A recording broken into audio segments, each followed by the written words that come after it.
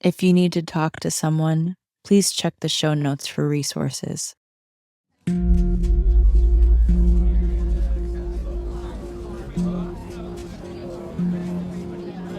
One of the core beliefs that my parents instilled in me was that the outside world was a dangerous and scary place where no one could be trusted. That the family was all I had. It was the carrot and the stick. Without the family, you're nothing. But with the family, you have all of the legends of greatness that's supposed to be in your blood. When you're told as a child that your bloodline is special, you believe it. When you're told that because you're a Menendez, you're supposed to win, that you are better than, it's a seductive story for a child. There was a feeling that you were different as my father's son, and you come from this historic bloodline, and you can tolerate more, and there were just greater plans for you.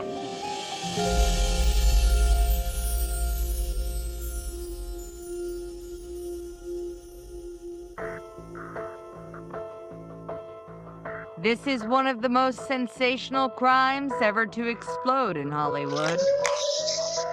Beverly Hills emergency. Someone killed my parents. Pardon me? Someone killed my At first, Lyle and Eric Menendez weren't even on investigators' radar. They later confessed to the killings in therapy. The brothers testified they killed their parents because they feared for their lives after years of sexual and emotional abuse. The jury spent days deciding between life and death. The verdict here was life without parole.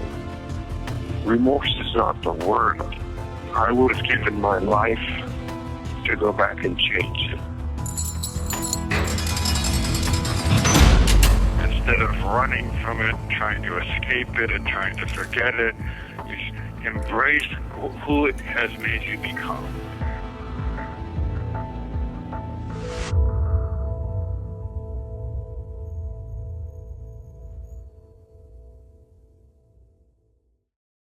When they murdered their parents in the summer of 1999, Lyle Menendez was 21.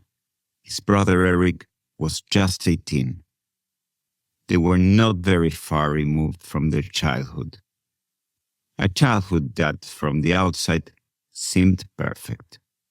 Their father was the youngest CEO of any Fortune 500 company at the time, and their mother appeared to be the model of a caring homemaker. And down their devastating road, I'm Alejandro Hartman, the director of the Netflix documentary, The Menendez Brothers. In the hours of conversation I've had with Lyle and Eric Menendez, the root I've been most interested in digging out of this story is what it means to be a Menendez. Jose Menendez's meteoric rise was an embodiment of the American dream.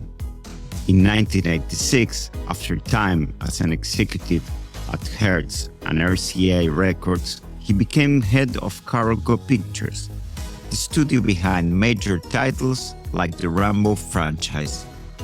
He moved his family to Beverly Hills, California, into a mansion once owned by Elton John.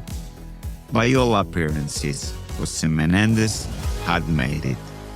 And to Jose, appearances were everything.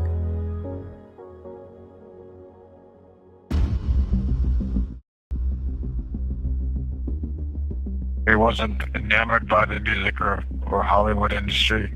He was a businessman, and they offered him anything he wanted.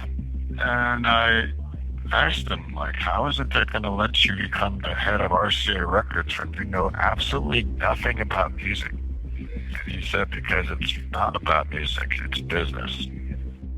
At that time, my father was associating, hanging out with, and directing the lives of very significant stars.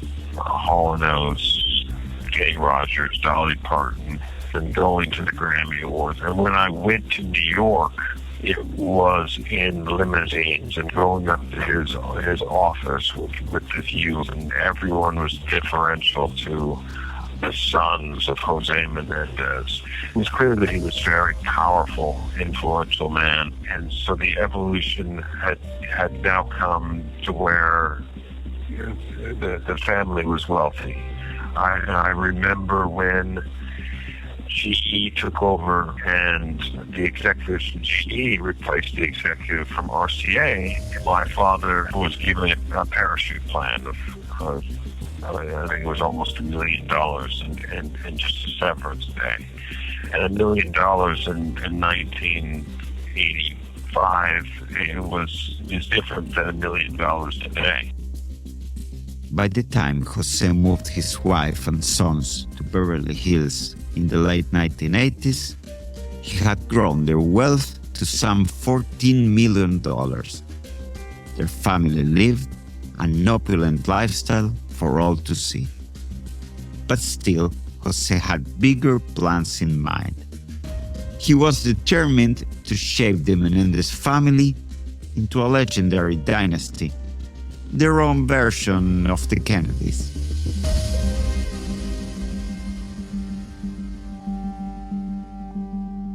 I think that there was a plan for me to be a protege of his, of being successful in life the way he sees himself as successful, possibly politics, and was thinking of political aspirations himself, and so I think he probably saw that for his older son. There's no doubt about it.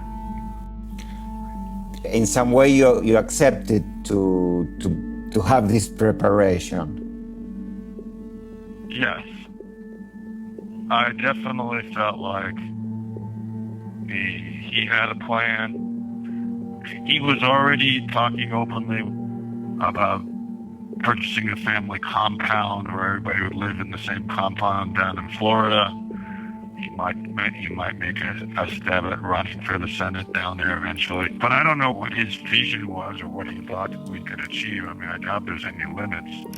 I'm just saying that he seemed to have those ambitions. I just assumed that there would be a plan. There would be a plan that would be easier for me than others because my father would be there to help.